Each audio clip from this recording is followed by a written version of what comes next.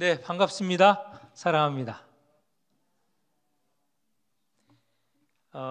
지난 화요일에 목사 임직식이 있었습니다. 박현주 전도사님이 이제는 박현주 목사님이 되셨습니다. 우리 한번 이런 인사하고 우리는 환영의 박수. 네, 이 목사님이 됐습니다. 사실 고생길에 접어든 거죠. 제가 목사 안수를 받을 때는 제가 영등포 노예라는 곳에서 목사 안수를 받았는데, 거기는 목사 안수 받는 분위기가 굉장히 싸했습니다. 그때 목사님들 분위기가 목사가 무슨 축하하는 자리냐, 죽으러 가는 길인데, 그러면서 그때 좀 심했죠. 이 꽃도 가져오지 못하게 하고 무슨 환영한다라는 말도 못하게 했습니다.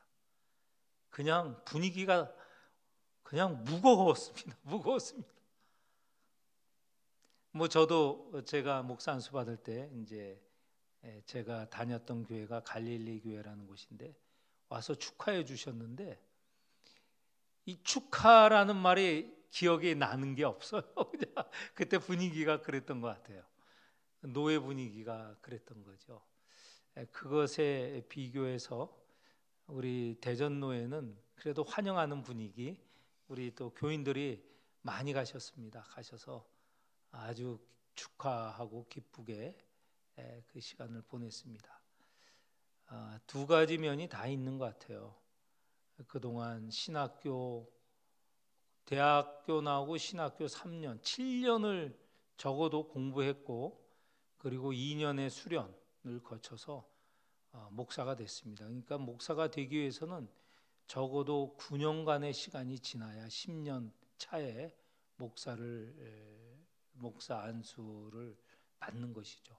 긴 기간 잘 견뎌내고 그래서 목사 안수를 받았습니다. 그렇게 계획한 일이 이루어져서 감사한 일이죠. 그러나 한편 목사라는 일이 주님을 따라가는 일 아닙니까? 물론 우리 모든 성도가 주님을 따르는 일이지만 이 목사는 소위 말하는 소명, 이 소명이 직업으로도 번역을 할 수 있거든요. 그 소명, 그 직업은 다름이 아닌 주님을 따르는 일입니다. 그러니까 남들 좀 둘러보고 또 간혹 옆으로 빠졌다가 또 다시 와서 그 일을 해도 되지만, 목사라는 이 소명, 직업은 그렇게 할 수가 없습니다.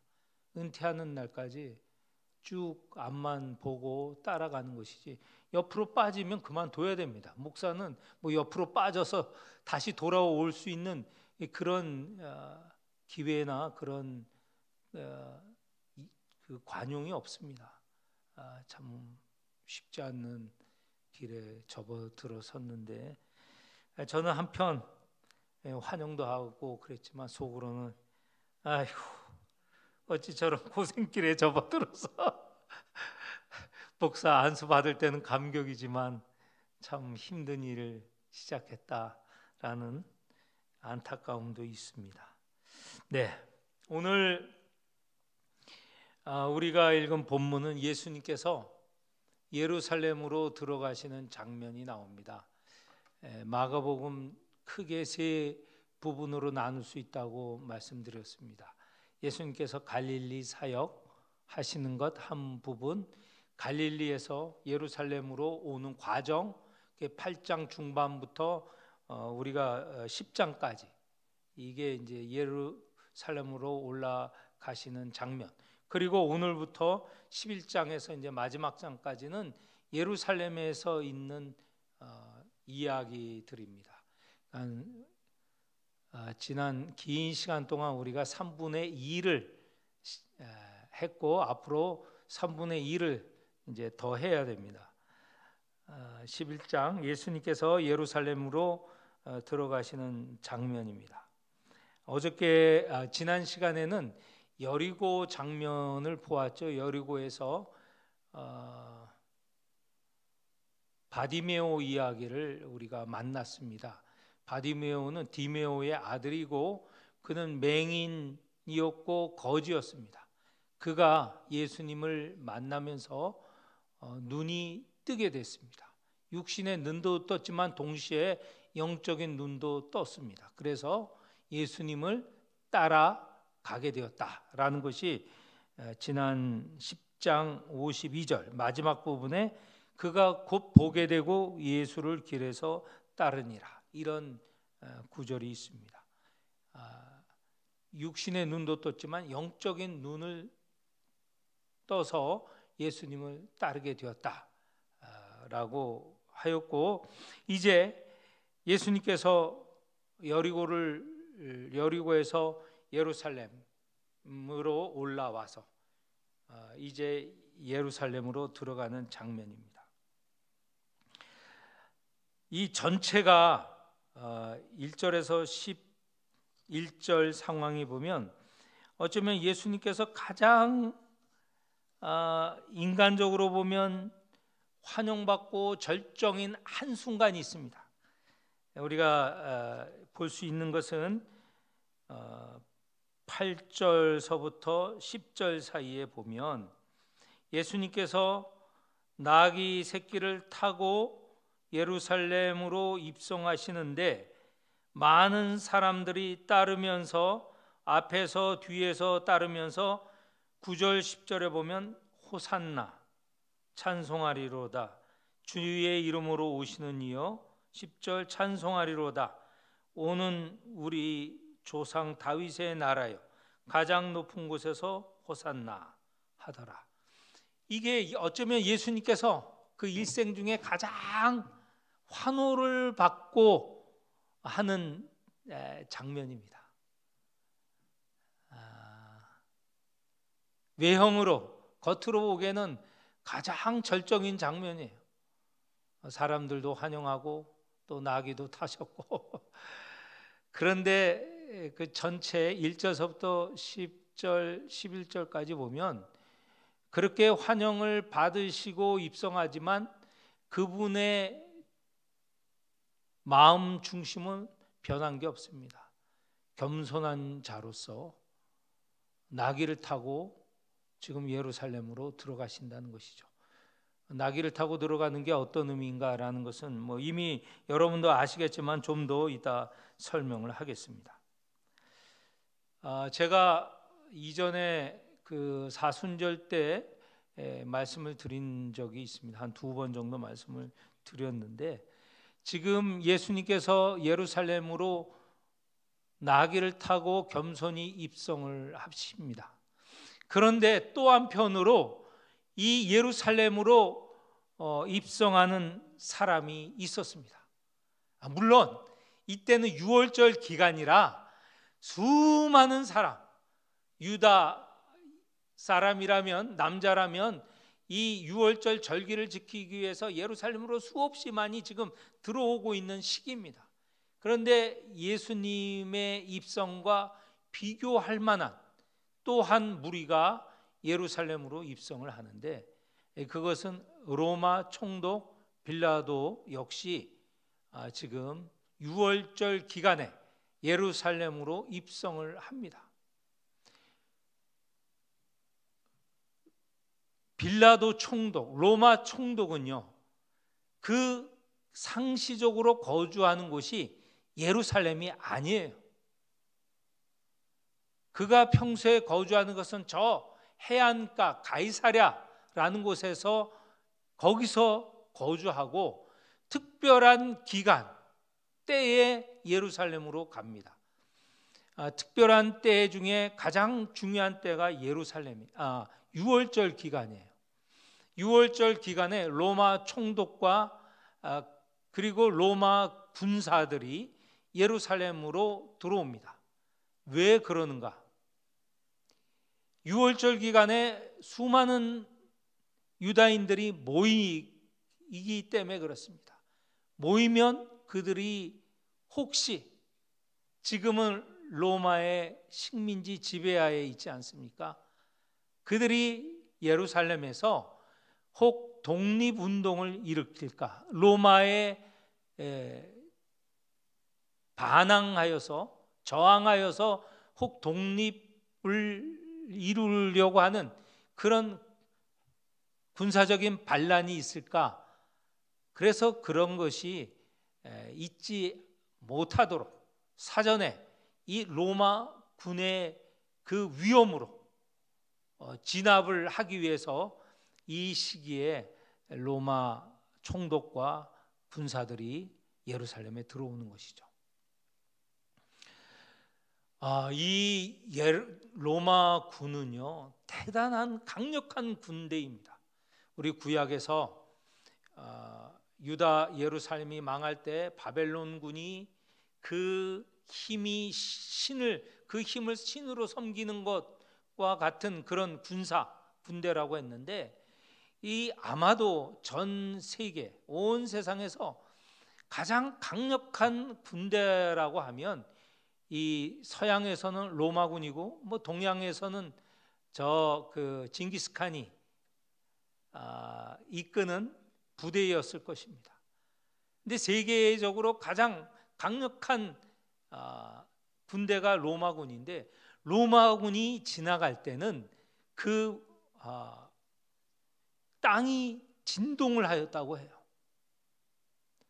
로마군이 무장을 하고 이 방패를 들고 창을 들고 또 걷는 그 일정한 속도와 땅을 내딛는 이 소리가 땅을 진동을 하여서 수킬로 밖에서도 이 군대가 지나가는 소리, 그래서 그 소리를 들으면 사람들이 두려움에 떨었다고 합니다. 그런 로마군이 이 예루살렘에 입성을 하는 겁니다. 그런데 틀림없이 빌라도 총독은 아주 큰 장대한 말을 타고 이 예루살렘에 들어왔을 것입니다.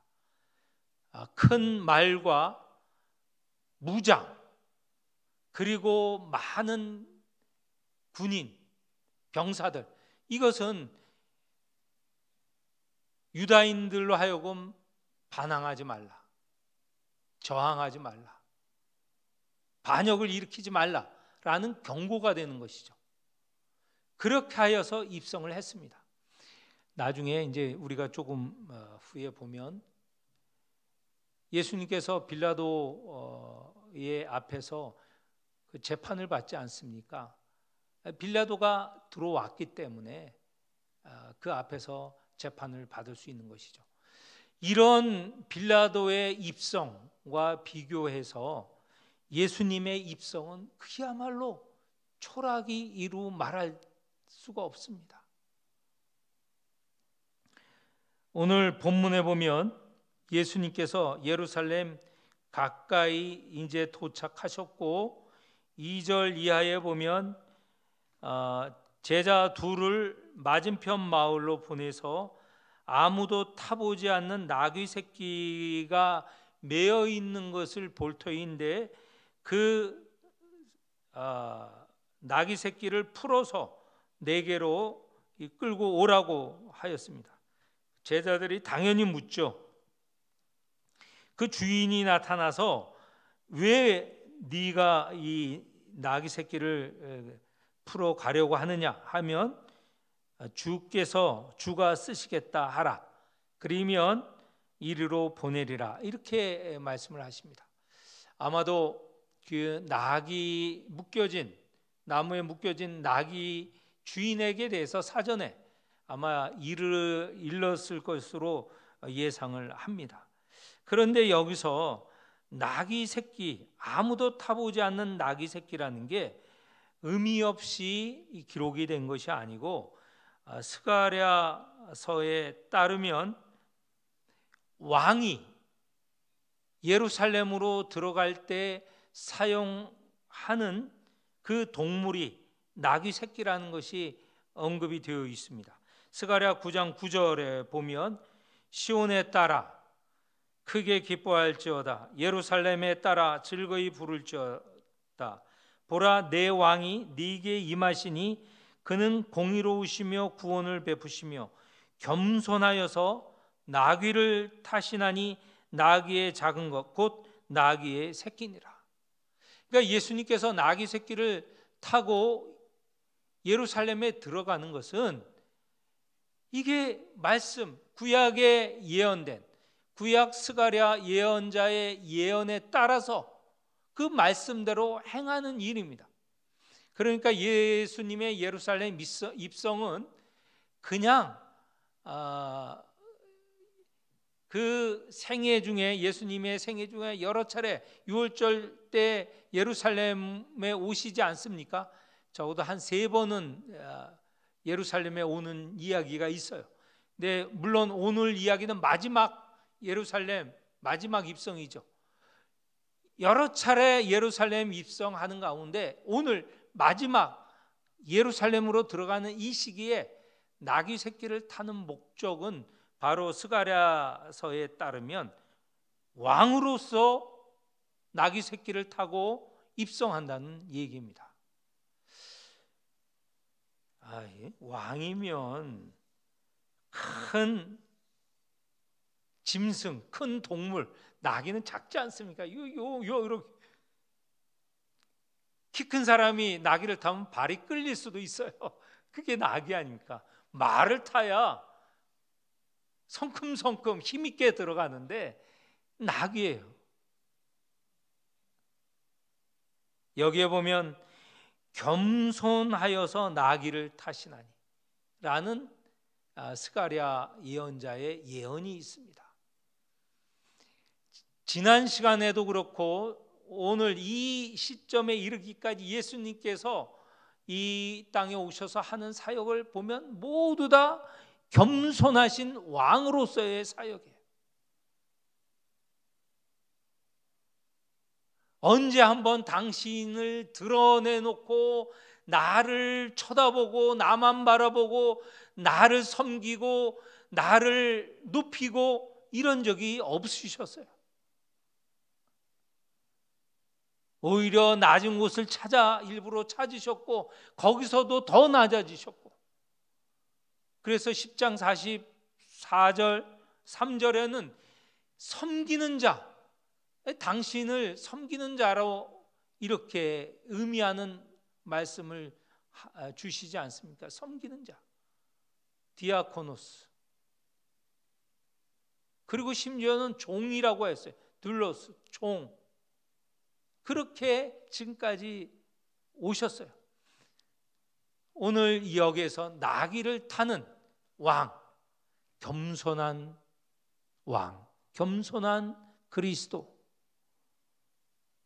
이게 이제 더 나아가면 고난을 받는 왕, 고난을 받는 그리스도가 되는 것이죠.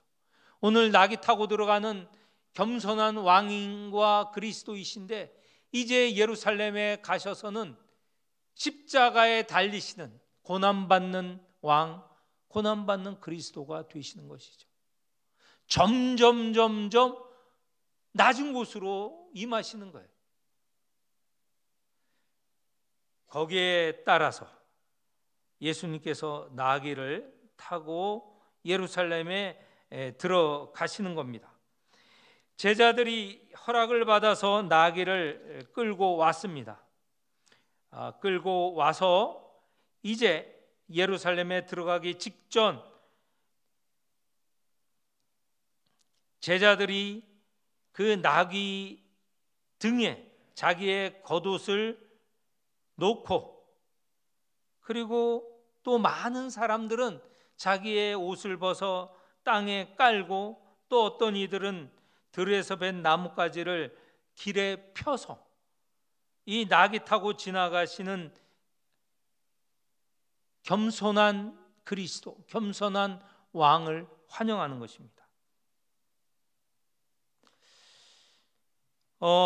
나귀 새끼의 옷을 덮고 또는 많은 사람들이 자기 겉옷을 벗거나 그 가지를 땅에 펴는 이런 행위는 다 이전에 이미 이스라엘 역사에 있었던 내용들입니다. 열왕기 상에 보면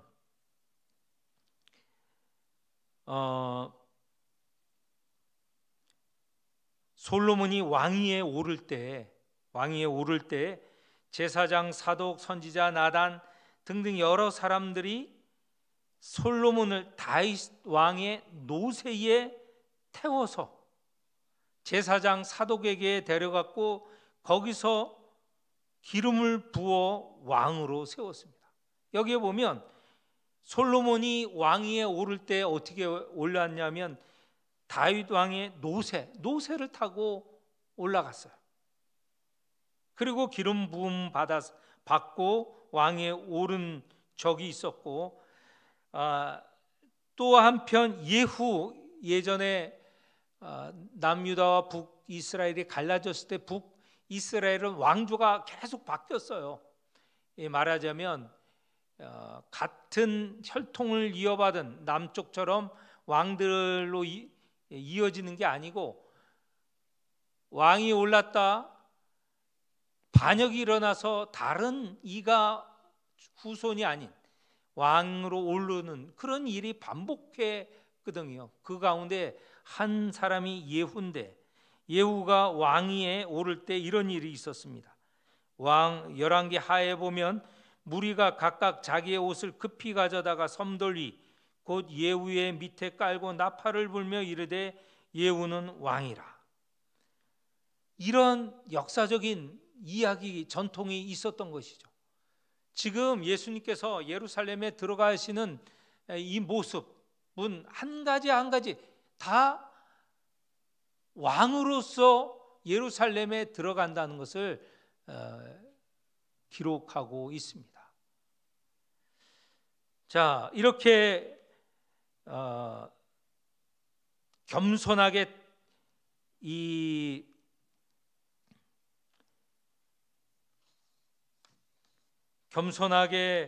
나귀 새끼를 타고 들어가시는 분, 또 나귀 새끼 위에 옷을 까는 행동, 그리고 바닥에 옷을 깔고 하는 이 모든 행동은 다 왕으로 모실 때 하는 제스처였다는 거예요.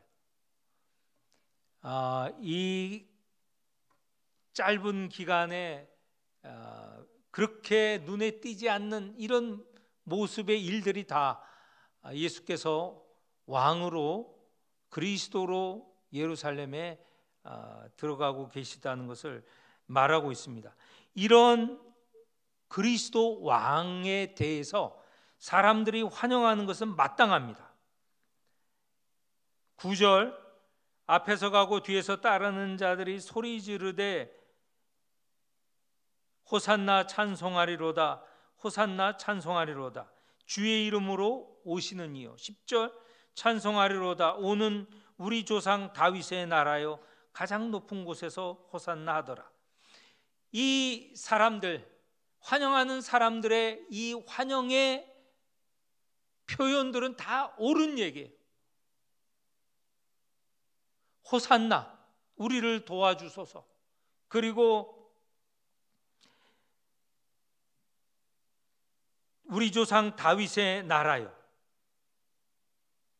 이런 외침, 이거 다 맞는 말이죠.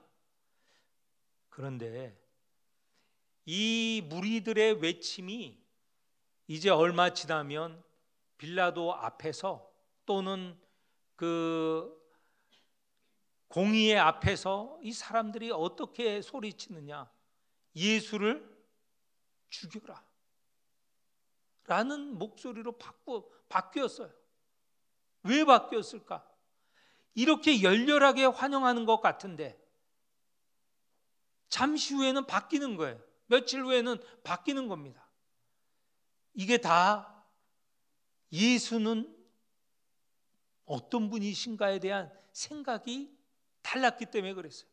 지금까지도 말씀드렸던 12제자 또 예수를 그리스도라고 고백을 하면서 그들이 기대했던 것은 정치적인 그리스도 왕이에요. 예루살렘에 올라가면 로마군을 물리치고 독립을 이루고 왕위에 오르고 온 세상을 다스릴 왕이고, 그래서 우리들은 좌우에 한 자리씩 차지하고 떵떵거리면서 살 것이다, 이런 기대를 한 것이에요. 예수님께서 계속 그것이 아니라고 반복하였는데도 마지막까지 그들은 거부했던 것이죠. 오늘 여기 예루살렘 들어가시는 이 장면에서 환영하는 무리들, 이 무리도 예수님께 대한 기대는요, 겸손하고 고난받고 죽임을 당하는 왕이 아니라 이제 예루살렘에 올라가서 로마군 물리치고 왕위에 앉고 우리 모두를 가장 부강하고 강력한 나라의 백성으로 삼아줄 것을 기대하면서 외치는 목소리라는 거예요. 전혀 입장이 달라요. 이러니 이렇게 호산나,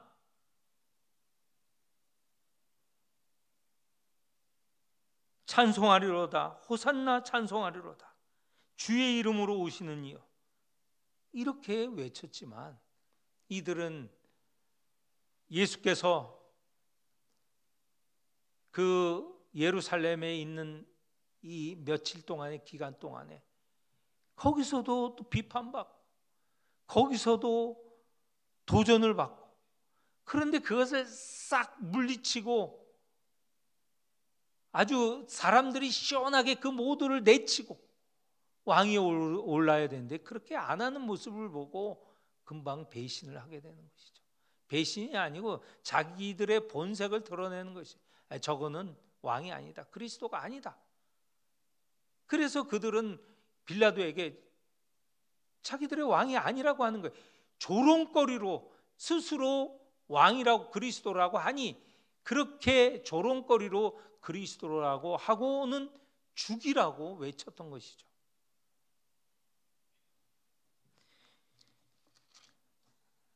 마지막 절 11절에 보면 이제 예수께서 예루살렘에 들어가셨습니다. 성전에 들어가시고 모든 것을 둘러보시고 첫날은 그렇게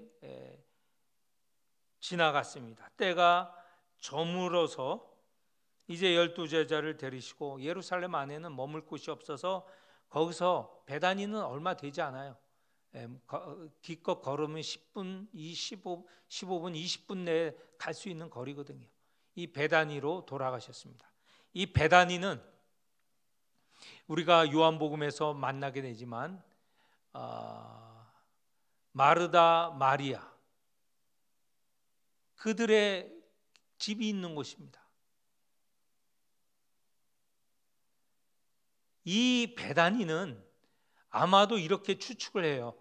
갈릴리에 사는 사람들이 예루살렘으로 수도니까 모든 것이 큰 지역이니까 그쪽으로 올라와서 살지 않겠습니까? 그런데 주로 베다니에서 살았다는 그런 이야기가 있습니다. 그래서 아마도 예수님께서 갈릴리에서 유월절 또는 절기에 올라올 때는 늘 베다니에 머물렀을 것으로 추정이 됩니다.